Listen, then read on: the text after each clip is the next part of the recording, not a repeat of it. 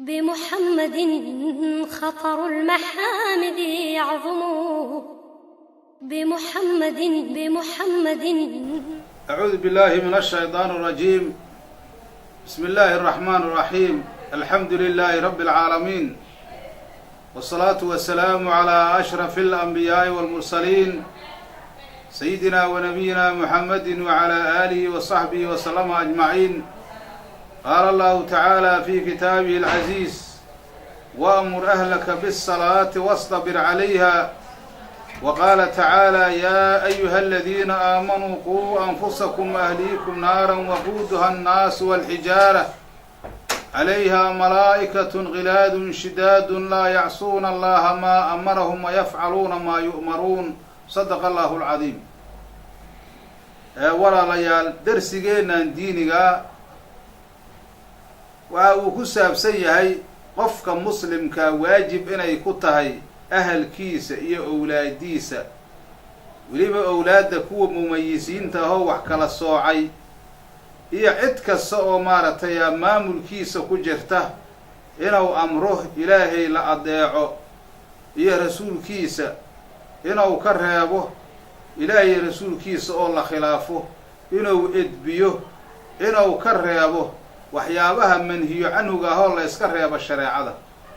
marka hadda baabkan wuxuu noqonayaa baabun min abwaabi tarbiyati alawlaad, baab oo ka mid ah baababka waxaa weeye owlaadda tarbiyadooda ayuu maaragtay ka mid yahay. marka intaas waxaa waajib ah marka la leeyahay ahalkiisa, zawjadiisa iyo wixii markaasi ahalkiisa ahoo qaraabadiisa xataa waa ay soo gelayaan, laakiin ahalku markii la sheego waxau kusii dhacaa zawjada ayuu ku dhacaa. zawjada waxaa la rabaa in la tarbiyeeyo oo diinta la baro oo dabeecada wanaagsan la baro oo waxyaabaha xunkaa laga reebo oo loo naseexeeyo ayaa loo baahan yahay. owlaadda ayagana sidaas oo kaleentood wixii gabdhaha ama wiilal ah kulli waa ay ku jiraan. marka sidaas ayaa loola jeedaa, iyo qofkan dadka asaga racyadiisa ku jira oo masalanba waxaa dhici karta owlaadiisa owlaad kale oo asagu koriyow mas-uul ka yahay inay jiraan, dad asaga maamulkiisa ku jira oo asagu uu barbaariyo ama waxa weeye asagu uu nafaqeeyo ayaa jira. ayaguna dadkaas waxay noqonayaan dadka racyadiisa ku jiray noqonayaan.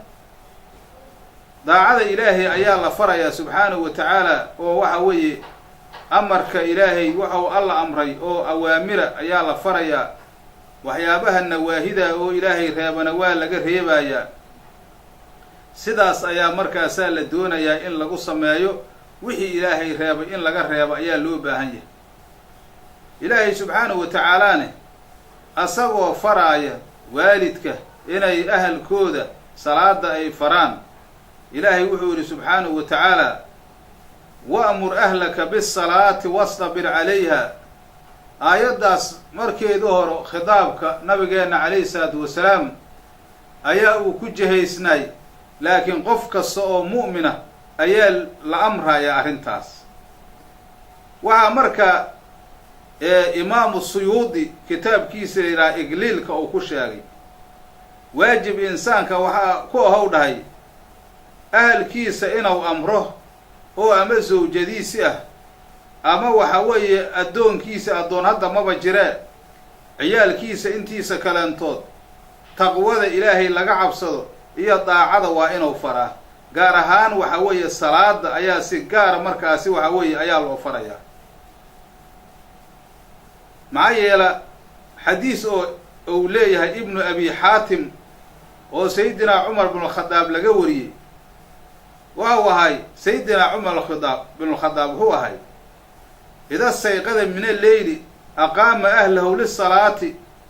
sayidinaa cumar markuu salaatuleylka habeenka u soo kaco ahalkiisa ayuu toosi jiray, wa talaa haadihi al aaya ayuu dhahay, aayaddan ayuu akri jiray asagoo dhahaya: wa'mur ahlaka bisalaati wastabir calayha caamilan bikitaabillaahi wa sunnati rasuulillaah.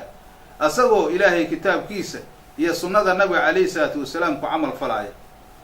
dadka mu'miniintaane ilaahay waxau ku dhahay isagoo si caama ula khidaabaaya yaa ayuha aladiina aamanuu dadka mu'miniinta oo ilaahay iyo rasuulkiisa rumeeyeeno suuratu taxriim aayadda 6 weeye suuradda horena aayadda horena suuratu dahay aayadda 132 ahaaday dadka mu'miniinta ahow quu anfusakum ahliikum naara naftiina iyo ahalkiina naar ka dhowra ayuu dhahay alla subxaanahu wa tacaala quu anfusakum waxa weeye naftiina ka dhowra macaasida ka taga daacaadka sameeya ahalkiina u naseexeeya edbiya maaragtay qur-aanka ku dul akhriya diinta bara saas weeye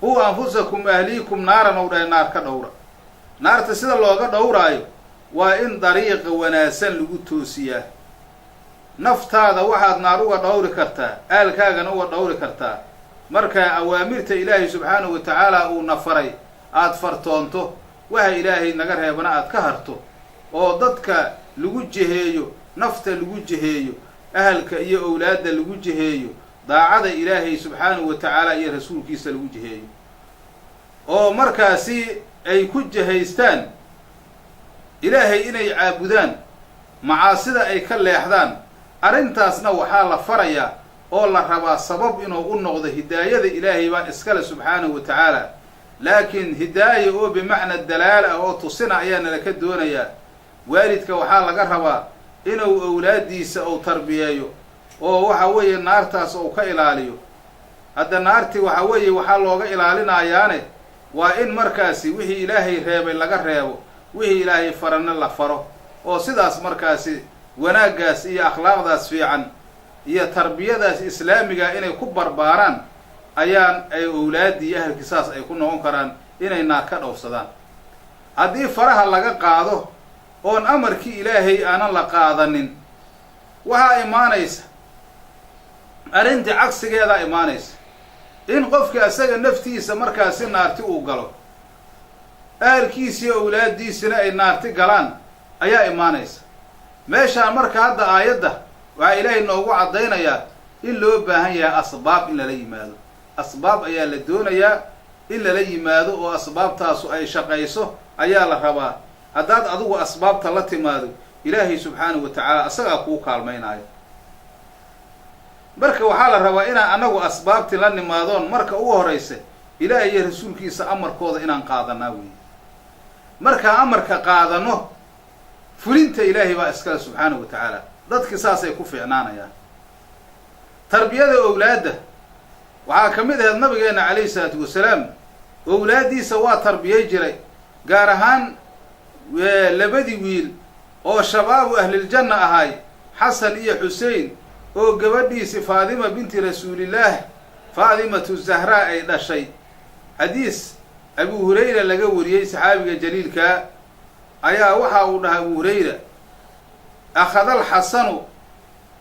alxasan ibnu cali radia allaahu canhumaa tamratan min tamri sadaqati fajacalahaa fii fiihi faqaala rasuulu llaahi sala allahu calayhi wasalama kakh irmi biha amaa calimta annaa laa na'kulu sadaqata xadiis shaykhayn wey bukhaariya muslimaa wariyey bal fiir hadda carruurtu markay yaryar yihiin waxyaabaha xuxun in laga reebo oo la baro shaygaanu inuu xun yahaa la rabaa oo intay yar yihiin la tarbiyaa la rabaa ilmaha intay yar yihiin la rabaa in diinta la baro akhlaaqda suuban la baro dadku hadday noqdaan faralagaqaad ay noqdaan markay macaasida bartaan oo naftoodu aysan ku barbaarin wanaagga hadhow ciddi ilaahay hanuuniya waa gooni laakiin tarbiyadooda aad iyo aad ay cuslaahaysaa tarbiyadoodu aad iyo aad ayay cuslaanaysaa qofkana xil baa ka saaran maxaa yeelay nabigeenna calayhi salaatu wasalaam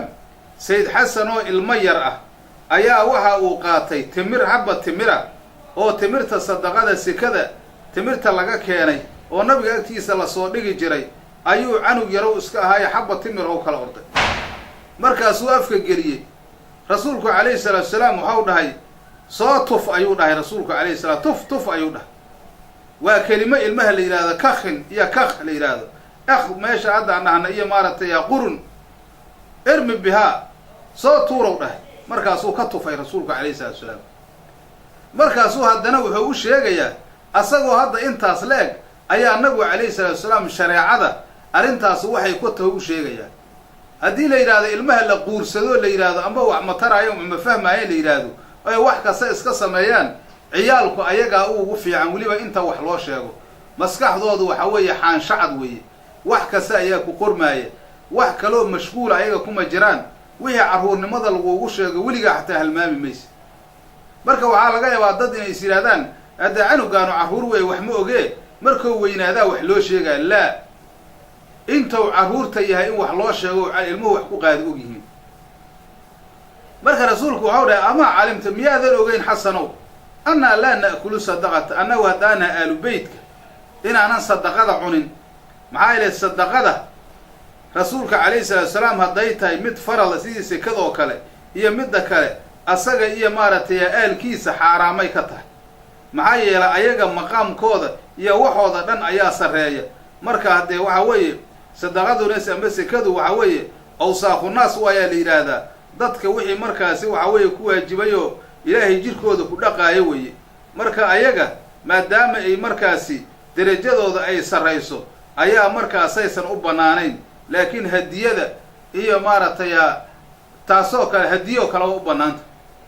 maxaa yeele hadiyad sideedaba kuma timaado jaanibkaas oo markaasi oo dulligaa kuma timaado, laakiin waxay ku timaadaa sharaf ay ku timaadaa.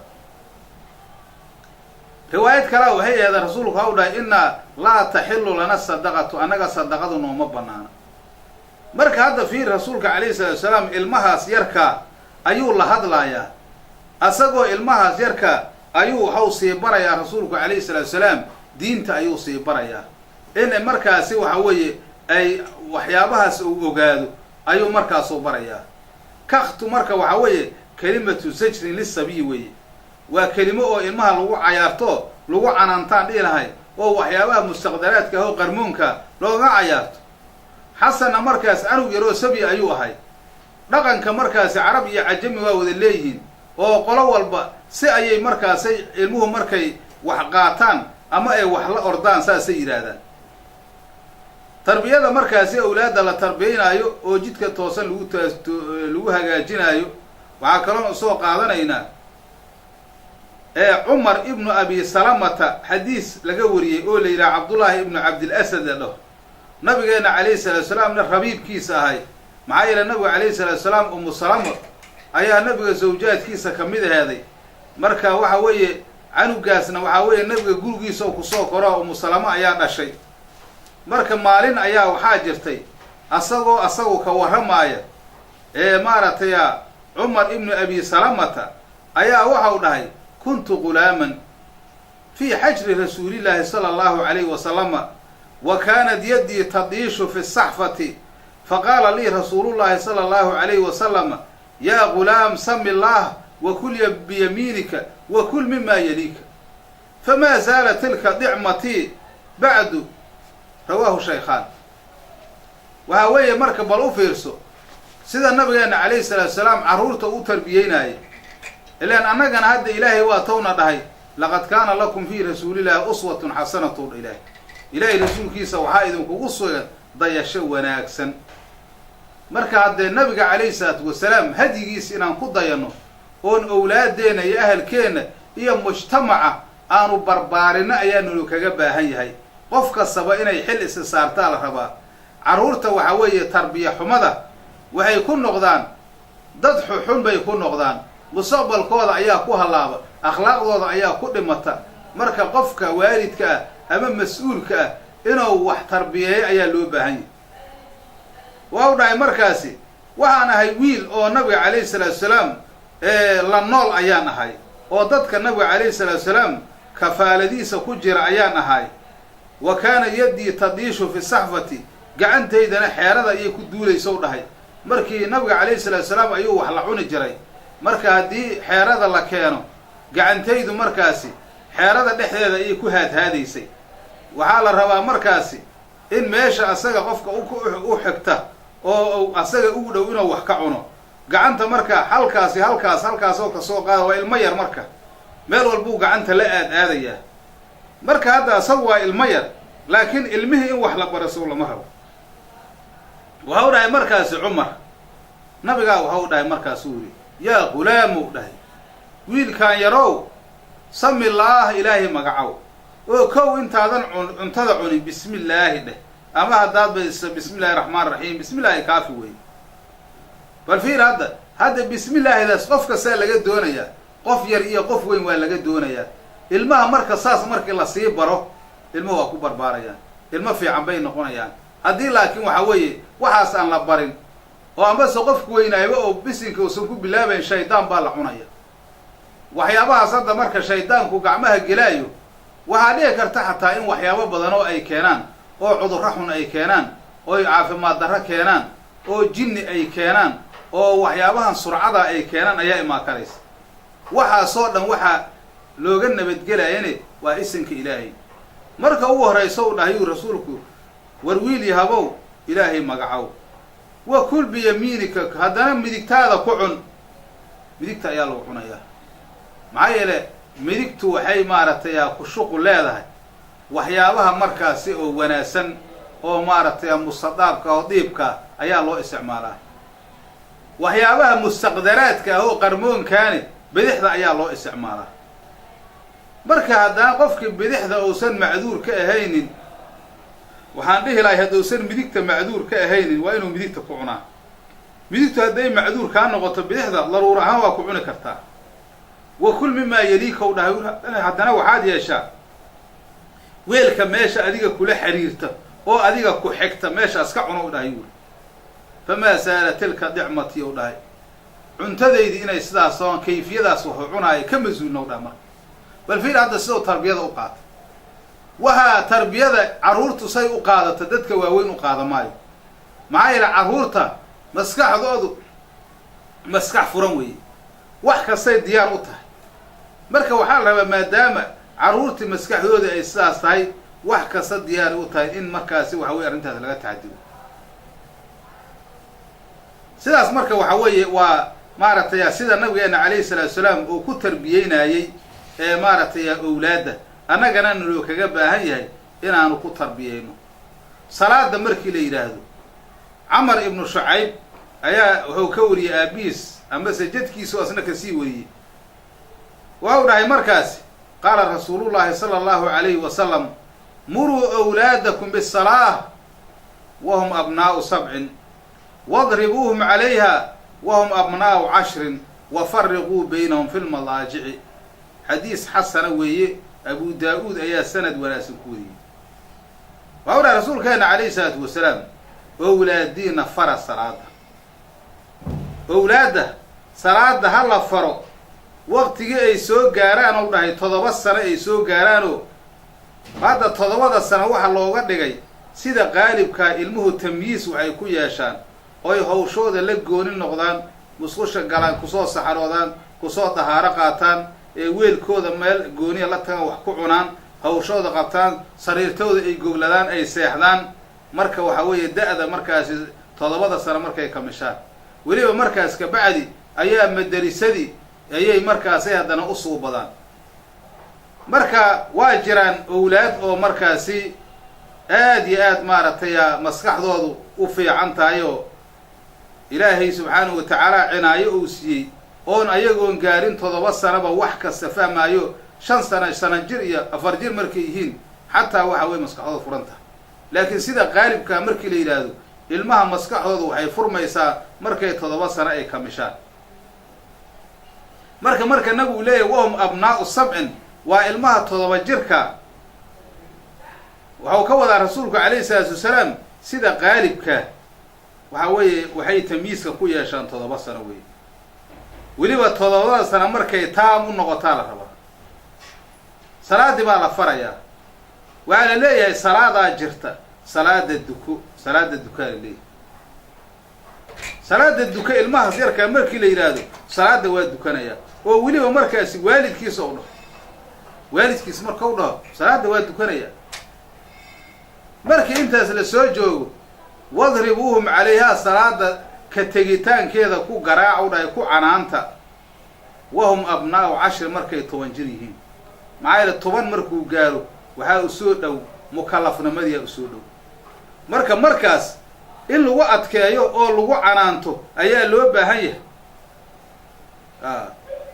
salaada inuu guto weeye waa laakiin markay diidaan larbi laakiin canaan waxa weeye aan meel laga bararihaynin maaragtay wejiga la iska ilaalinaayo ilmaha tumid ina la tumo amba maaragtay yaa la dilo jirki laga barariyo amba maaragtay jirka la gooyo maaragtay ma banaana taas tarbiyada ma ahan sidaas waalidka iyo mucallimiintaba ilmaha markay maaragtay ay gaarto in la canaanto wax aan jirkooda bararihaynin oo markaasi sidaas ayaa la leeyahay ilmaha markaasi aan iska garaacayno ama mucallimiintu ilmaha ay maaragtay ul intaas iska soo qaataan dilayaani korkooda dhiigga ka keenayn taas shareecadu uma ogola dembi weeye arrintaas xataa waxa weeye naagta naashisada derajada markaasi ugu dambayso markaasi larbiga oo nabu ilaahay u dhahay quraanka subxaanahu wa tacaala alla uu ku sheegay waxa weeye larbi oo qayr mubarrixa weeye waa garaacan wax bararihaynin ul waaweyn iyo markayna loo daydo markaasi qofka dumarka ahay la dilo oo meel la dhigo markaasi meel walba laga jebiyo oo waxa weeye dhiig laga keeno xaaraan weeye taas qofkii saas yeelana waa la dacweynaya sharci baa maaragtay maxkamada la saaraya inta xaqa u lahay ma ahan weeye ilmaha laftirkooda saas weeye intaas wixii ka badan macallimiintu xaq u mala ayaga laftirkooda waxaa la rabaa in dadku shareecada ay bartaan oo waxa ay ku kacaan inay fahamsan yihiin haddana rasuulku waxa u dhahay wafariquu baynahum fi lmadaajici jiifkana ha lagu kala saaro oo cunuga mumayiska qayrkiisi uusan la baashirin xagga maaragtay madaajicda oo waxaa la rabaa ha la yidhi sariiraha in loo kala duwo isku sariir aysan ahan marka hadda sabigu arrintan lagulama khidaabin laakiin waxaa lagula khidaabayaa ilmaha markaasi dadka owliyadooda oo mas-uulka ka ayaa la faraya weye saasaa markaasaa leeyahy marka hadda in madaajicdane lagu kala saaro ayaa loo baahan yahay haddii la helaayo xataa baydadka markaasi ay jiifanayaan in markaasi lagu kala saaro maxaa yeele waxaa la diidayaa midka kale cawradiisa inay u daahirto waxyaaba sidaas inay yimaadaan meeshii akhlaaqun ay ka dhalato ambase wejigiisu waxaan fiicnayn uu ku dhaco ayaa loo baahan yahay wejigiisa wax fiican inuu ku dhacaa la rabaa laakiin waxaa la rabaa indhihiisu aysan ku dhicin wax xun aysan ku dhicin aan dhihi lahay indhihiisa wax xun ay ku dhacayn in laga ilaashaa la rabaa